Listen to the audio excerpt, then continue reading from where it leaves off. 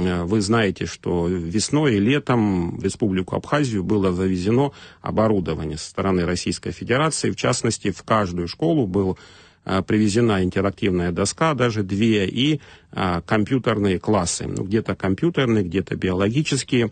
Точно в Галском районе в каждой школе сейчас есть доска и есть 7 ноутбуков, как минимум.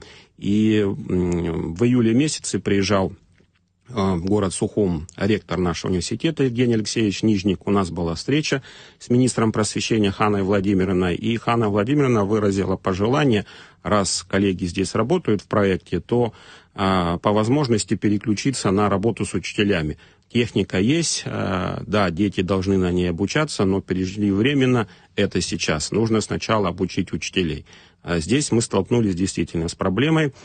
Компьютерная грамотность, она немножко хромает, потому что коллеги, к сожалению, в силу отсутствия материальных возможностей не имели доступа к этой технике. И сейчас мы планируем весь год заниматься повышением квалификации учителей Галского района, компьютерная грамотность.